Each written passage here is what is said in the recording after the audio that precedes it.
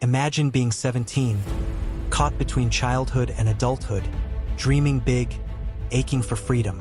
That was Phoebe Jade Bishop. Vibrant, bold, and chasing independence. On one quiet May morning in rural Queensland, Australia, she vanished. No crime scene, no immediate signs of struggle, just silence. Phoebe grew up in Gin, about 50 kilometers from Bundaberg, a small town where everyone knows each other, and Phoebe stood out for her fiery spirit and compassion. She had recently enrolled in an alternative education program in Bundaberg and was planning a trip to Perth to see her boyfriend, a journey she had proudly saved for herself. After a disagreement with her mother, she moved in with two older adults, 33-year-old Tenna Bramley and 34-year-old James Wood.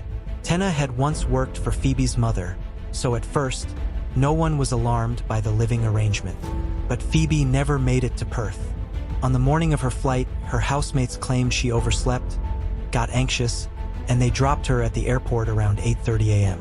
Her boyfriend received a panicked, broken phone call from her, but nothing after that.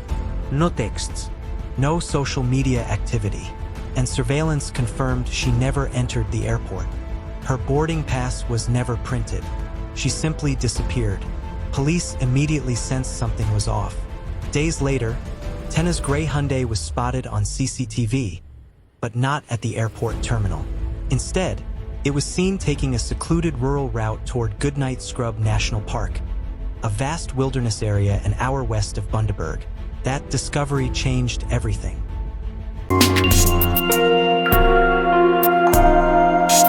The deeper police looked into Phoebe's life with Bramley and Wood, the more disturbing the picture became. The home she stayed in was described as a house of hell. Filthy, filled with garbage, the stench unbearable. Feces on walls, rotting food, razor blades on the floor.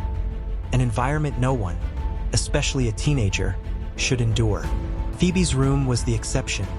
Clean, organized, with her belongings arranged as though she planned to return.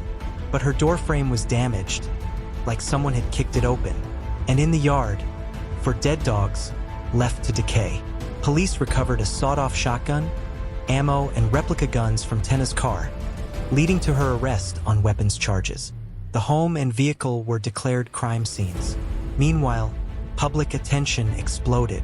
Social media uncovered heartbreaking posts from Phoebe about feeling unwanted and desperate to escape what she called a shit home. Her texts to relatives painted a picture of a girl who longed for safety and belonging but felt trapped. Then James changed his story. He claimed Phoebe had a panic attack, and they left her in the car briefly, only to return and find her gone. They didn't go to the airport, didn't call her mother, just drove off. Surveillance footage contradicted their statements. Not only did their vehicle leave the airport area hours later than claimed, it traveled to Goodnight Scrub National Park, just as Phoebe's phone had pinged. Cameras also showed the vehicle with different license plates, and the Hyundai badge had been disguised as a Toyota emblem with tape and spray paint. It was becoming clear, Phoebe never made it to the airport. Investigators believed she died that morning, possibly in the car, and her body had been moved more than once.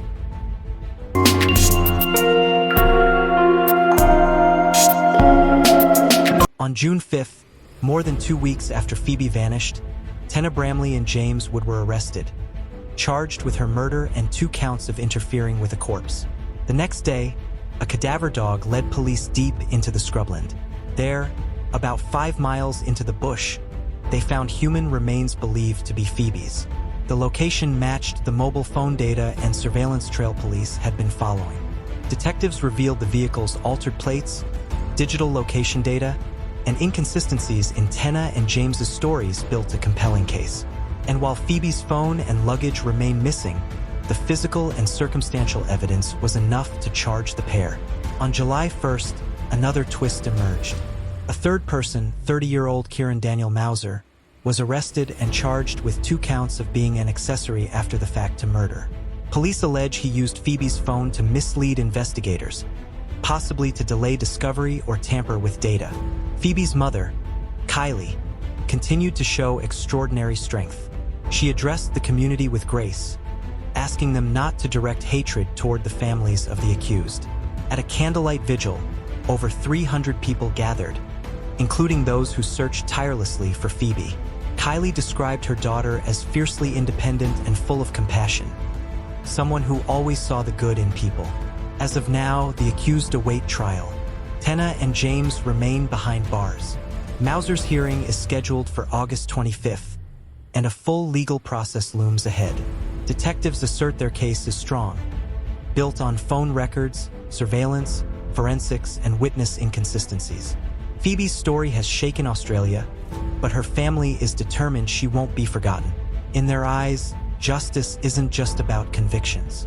It's about uncovering the truth behind a young woman's final moments and ensuring no other girl ever meets the same fate.